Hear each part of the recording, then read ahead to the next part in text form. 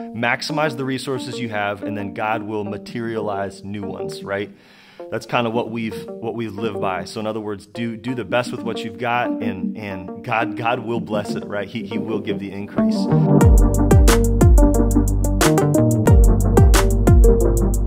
Hey guys, welcome to the podcast. Today to help us talk about church worship is Lance Schmidt. Lance, welcome to the show. Great to be here, Drew. I'm excited. Glad you agreed to be on the podcast today. So Lance is assistant pastor at Emmanuel Baptist Church with Pastor Kerry Schmidt. He's actually Pastor Schmidt's son.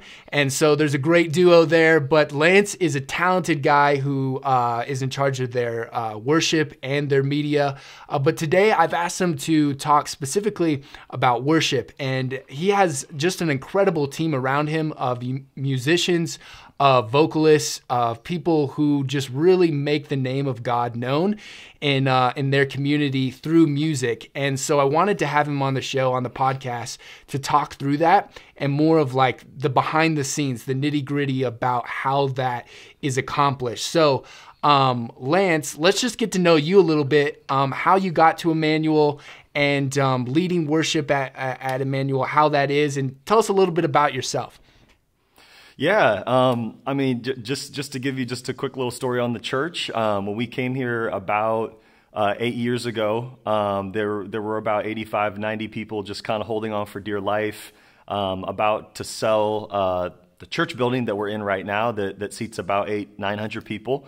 And God obviously called my dad here, called me here about 6 or 7 months after that, and started to just kind of slowly see a revival happen. And so it's been incredible to see what's happened over the last 8 years. Yeah. But to put it in short, we're just seeing lives changed and transformed, and our church has grown numerically, spiritually. We've deepened, and I'm just excited to be here.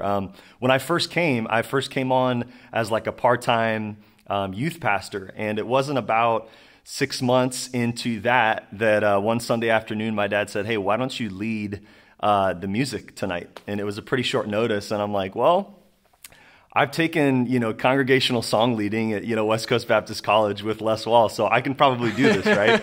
So I really kind of jumped into it that night, and Drew, I'll share this story just to really help you understand where we've come from, and we can all kind of laugh, and hopefully it gives the viewers a laugh. But that night was my first time publicly, waving my arms and leading congregational singing, and it was quite comical. And one of my best friends was there on the front row, Jose Palencia. He was visiting, and I got up, and I don't know if this ever happens to you, Drew, but when you're in a moment where, something's new and fresh, you've never done it before, sometimes like your brain reaches for something like, way back in your mind that you heard years ago, just something off the wall.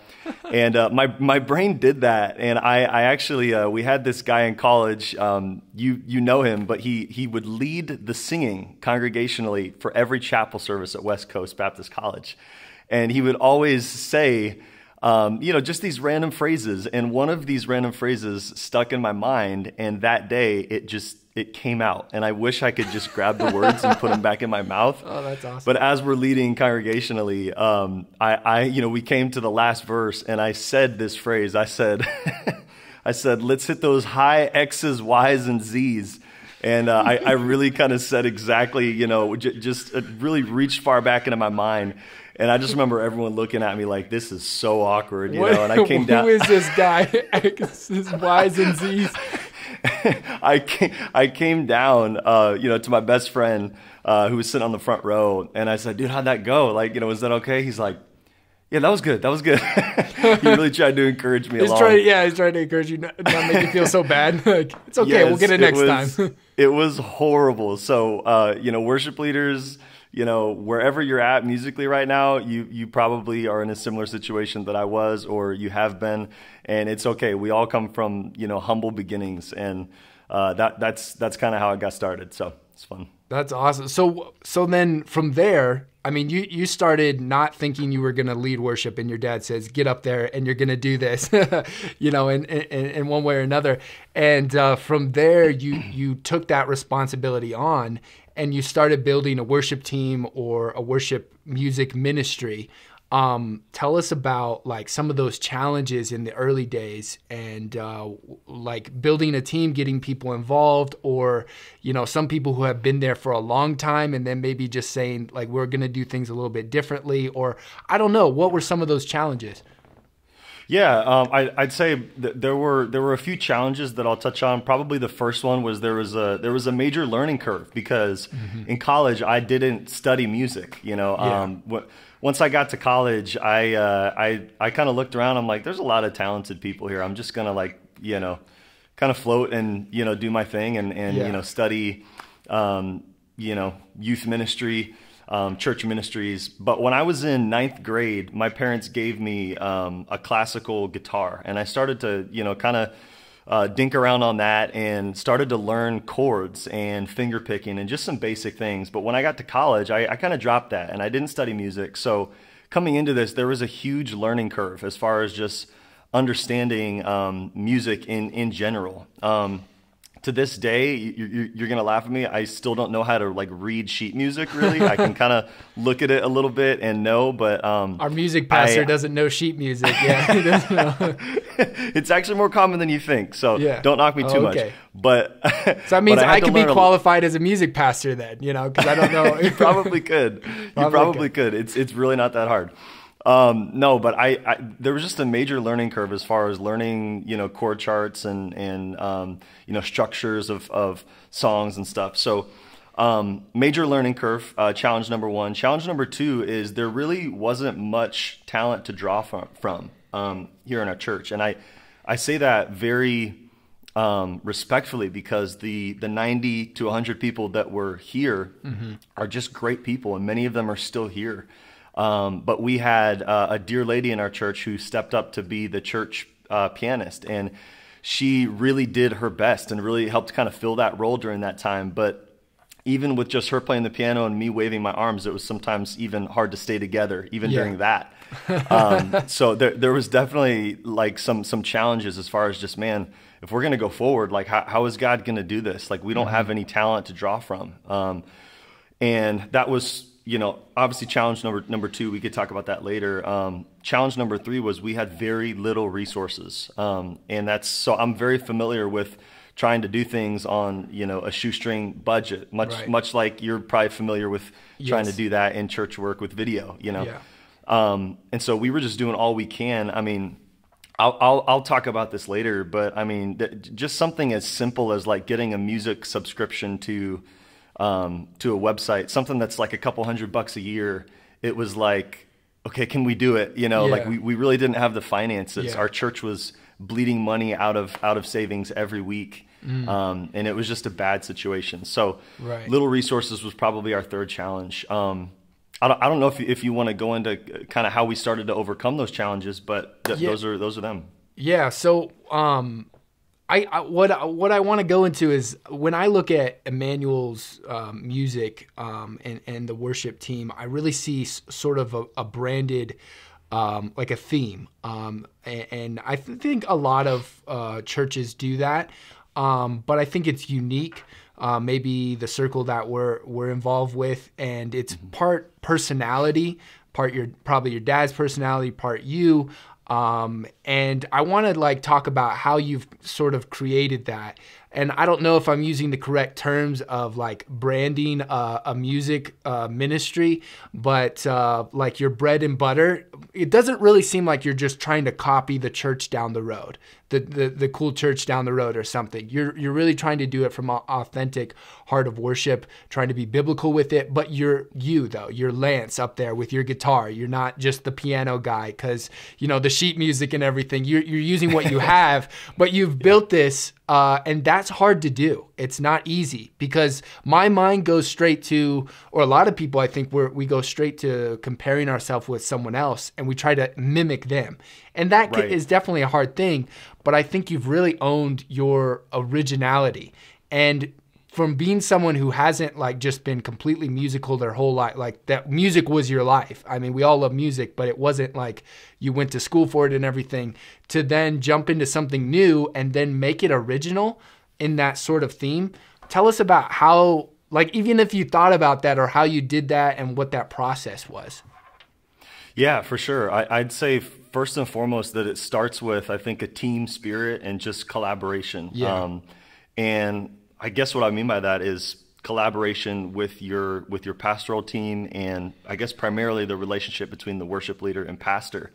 And that really plays a big role in this. And I think how we've gotten to where we are today, and just as soon as you say, like, how have you guys branded your worship team, and you guys have a unique style, I'm like, we do. Like, I'm really trying to think through it. But I get what you're saying, because we're not trying to just look at, like, a Hillsong or an Elevation or some type of old model and just copy that. We're really trying to have a collaborative team spirit, right, and blend styles and be who God has right, called us to be. Right. And I guess the starting point for this is I really believe that our worship program, I'm just going to speak for Emmanuel, our worship program, we want it to be reflective of what the church should be. So we want it to be many ethnicities. We want it to be all sorts of different ages and cultures kind of involved in this process. And so if you look at our worship team, we have people in their 50s and 60s, and then we have some teenagers involved as well. And it's kind of this collaborative spirit. I think that is a representation of how we got to where we are today. But as far as our style, this is really important to note, because if I just had control of our style, like just me alone, it would look different than it is right now. If my dad just had control of our style, it would look different than it does right now. Right. It's definitely a team thing that happens. And so I guess a few words to kind of toss out there of how I would describe our brand is acoustic, blended worship styles, very, very team oriented. And then probably the last thing that I'd say, and probably the biggest thing, is it's very corporate worship minded. Yeah, that's good. It's not, hey, let's get up in front of you and let me just wave my arms and help you do your duty in worshiping God. Yeah. And it's not, hey, let me get up here and put on a show so that I entertain you and you're compelled to worship somehow. Right. It's really this spirit of, hey, let's all worship together. Right. Like, we want this to be not just our team up here. We're just here to help you sing. We're just here to help put you at ease so that you can sing to God. Right. When you to a greater degree. I've always looked at church music. I think one of the most the most beautiful thing you could ever hear or be a part of is when the children of God, the church of God, is singing praises to God. On a Sunday morning or just on a whatever evening. There's just something special about, we talk about special music is always when a vocalist just sings their song and we sit and enjoy it. But there's something beautiful about everyone singing one voice to God. The world can't do that necessarily. I mean, you can go to a concert and you can sing along with the musician, but you're there for them. You're there to hear them. And when you come and gather, assemble together as the church, you're there to worship together in song in one voice, and that's the beauty of it. And so to involve that, you've got diversity, multi-ethnic generations. You've got a specific sort of theme with acoustic, but then that corporate, we're here to help you sing to God. It's not about us. I think it's really special, and I see that come along. You really communicate the heart of worship to your congregation, and you're not just doing it for a show. So that's what I appreciate, definitely. But praise the Lord. That's awesome, man. That's awesome. What about things on a practical note? What inspires you when you're trying to keep it fresh? Because when I'm a filmmaker, I'm doing video work, I'm trying to keep things fresh and keep things original. But when it comes to music, and I say that with everything, if you're preaching or if you're doing a children's Sunday school class, whatever it is, you got to keep things fresh. But music is a huge thing, and it's an artistic thing.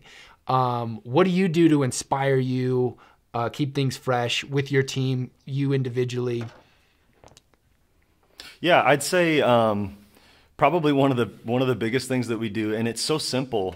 So as soon as I say it, you're going to be like, okay, that's nice, but really, no. But this is it. Just do newer songs. Yeah. I mean, if you do newer songs, those new songs are fresh, and that gives a fresh energy to your team. You're not doing, and that's not to say that we don't have that blended worship style and that we don't do older songs and bring those in. Yeah. But a good way to keep it fresh is to do newer songs, right, and from all different parts of the Christian music landscape. We do new songs from the Gettys and the Sovereign Grace world, which is probably in the Christian music landscape. It's obviously on like the more conservative end of things musically. That side is very lyrically deep and rich. But man, there's some fresh content that comes out of there, and then you have a little bit on the other end of the spectrum. You have like the Hillsong, Elevation,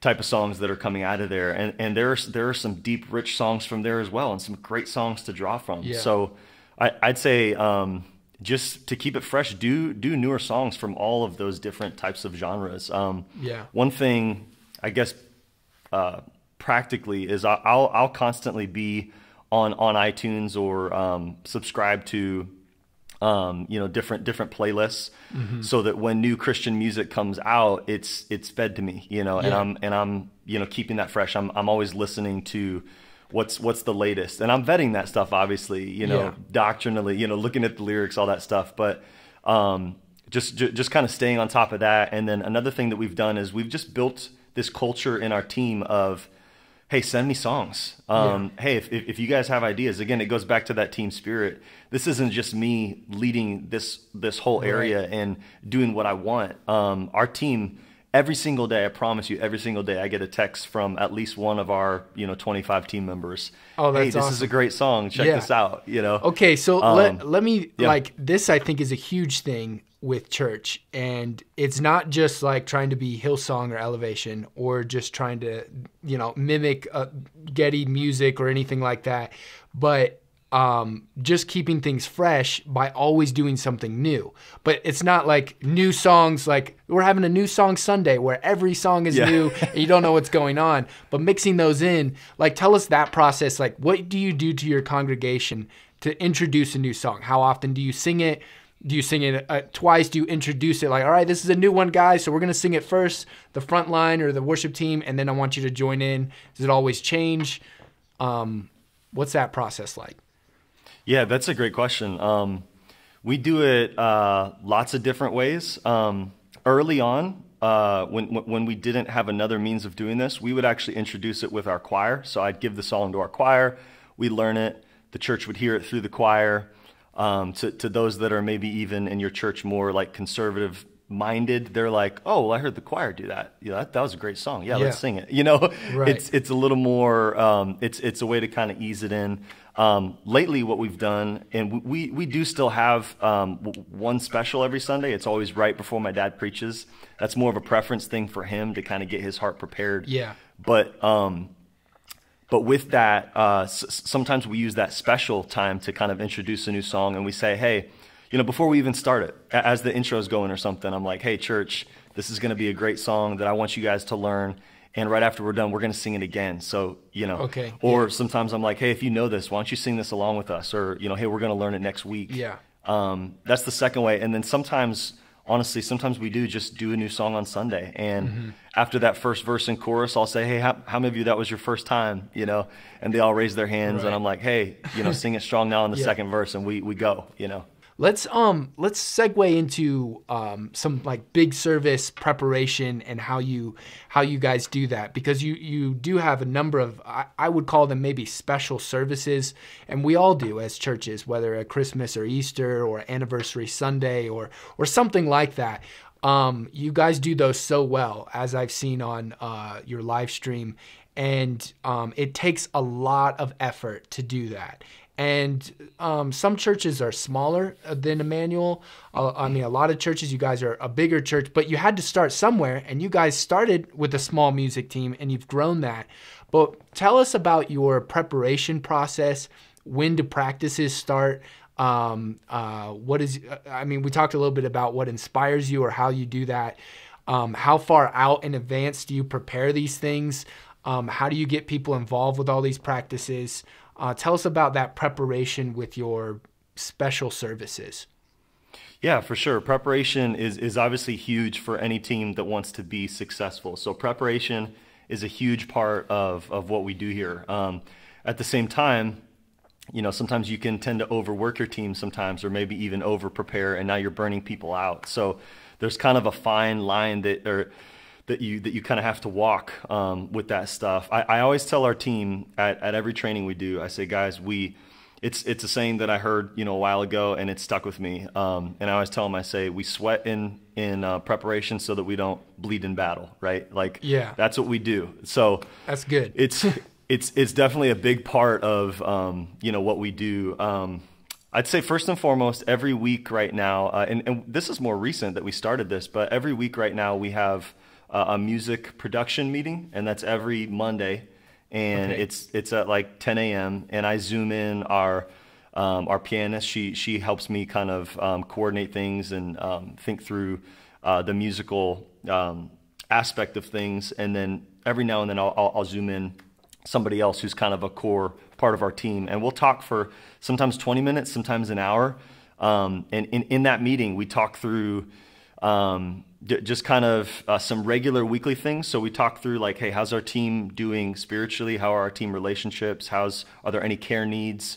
Stuff like that. And then we'll move into like our meeting agenda items, and those could be ideas that we have for the future.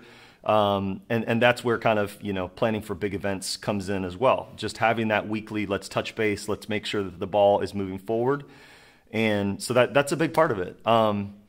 As far as planning for a big event, what we do, like coming into Christmas, typically with your stuff, Drew, I'll look at your stuff probably midsummer, late summer, so that I can get an idea of how we're going to incorporate that into our Christmas concert is what we call it every year. Yeah. And that's huge. And then from there, I'll typically meet with our team about 3 to 5 months out, anywhere in there. Sometimes I'm later on this, sometimes I'm earlier on it, but anywhere from about 3 to 5 months out, I have a big team meeting where we kind of bring in our whole worship team. So that would be about 25 people. Gotcha.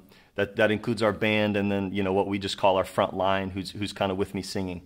And I kind of present to them the plan. Hey guys, here's all the different music we're going to be doing. Here's some due dates coming up. Here's the general timeline. Here's when we're going to have our final sound check for this.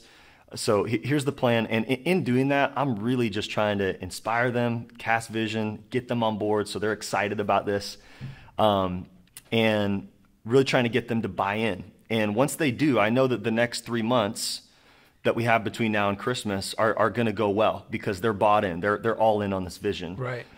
Sometimes I'll bring in your videos, Drew, and I'll show them like just a little sneak peek, and they're just blown away.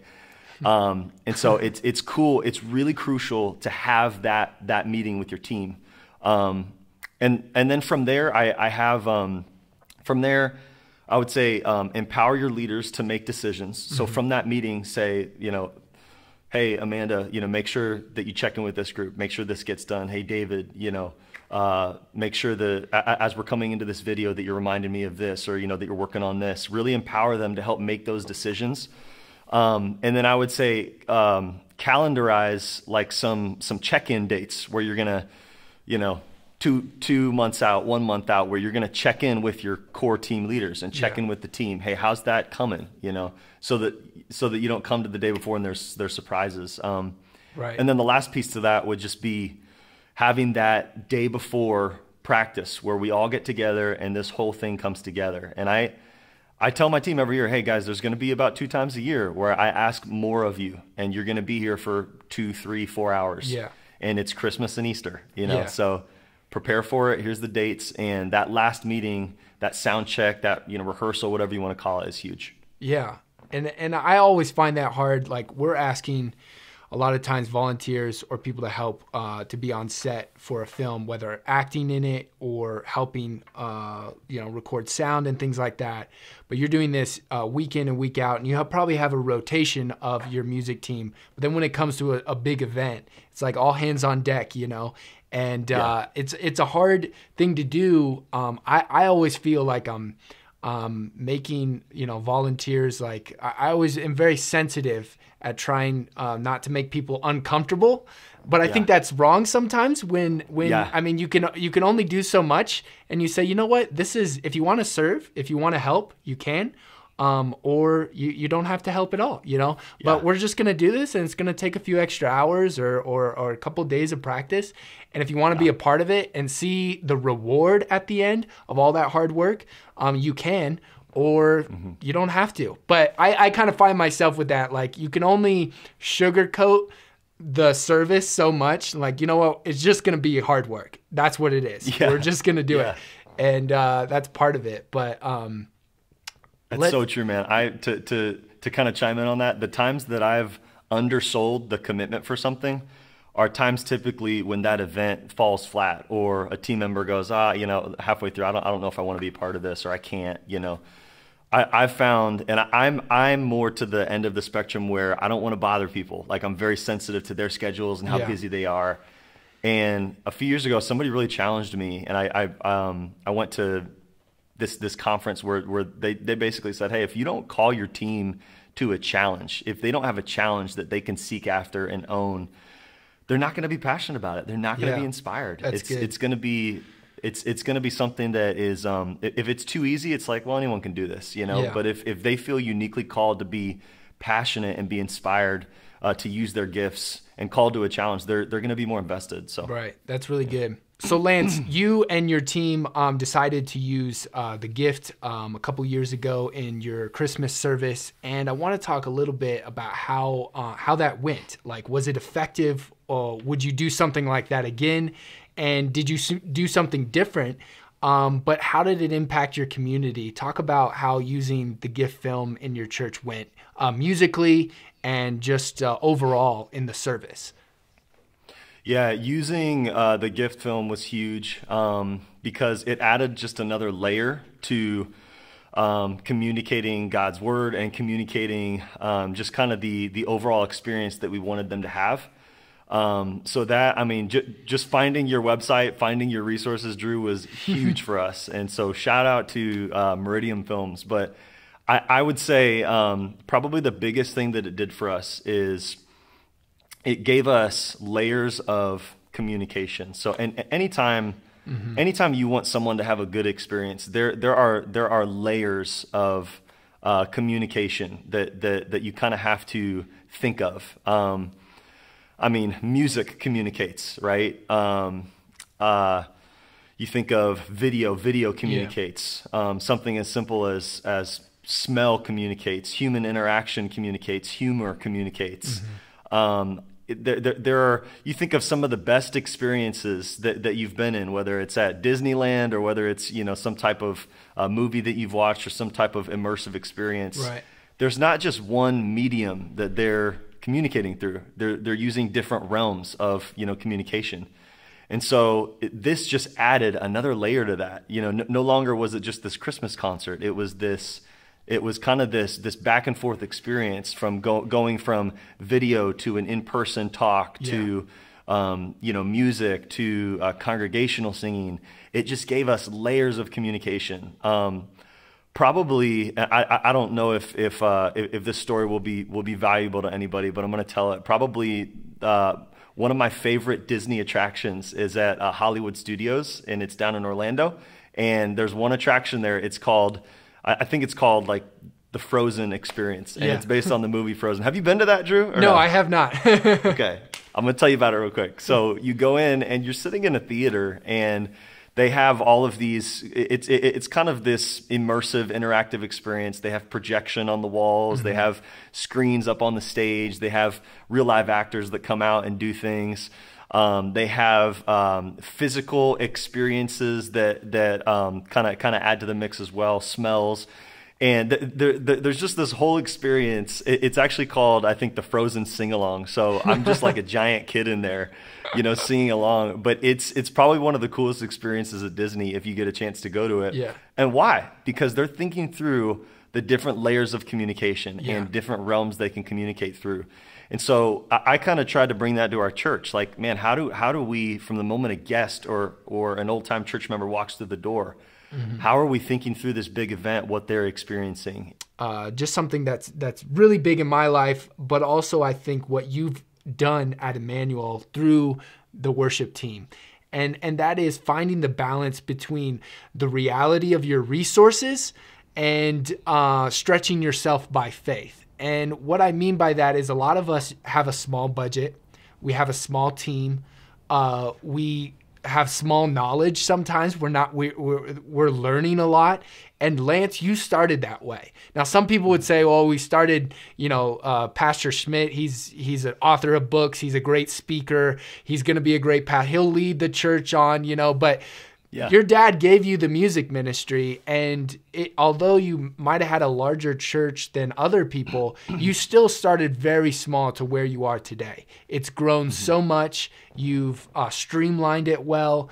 Looking at it from the front stage looks amazing as far as how things are going and how you're leading worship. So let's talk a little bit, lastly, I guess to conclude this, of how you take the limited resources and you said, we're going to stretch ourselves and go by faith. Like, talk to us a little bit about that. Yeah. I guess back to your first question or second question where we talked about the challenges, little experience, knowledge about music, Right.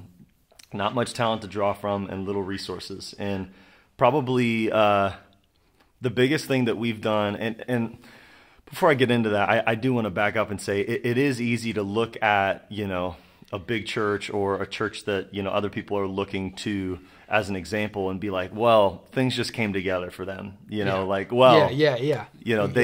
have Carrie Schmidt, and that's, truth be told, Carrie Schmidt is the reason that this place is successful. So that's about all I have to say. No, I'm just kidding. No, but it's very easy to kind of look at, ministries and be like, well, they caught a break, or man, how lucky are they to have that equipment or to be able to do that?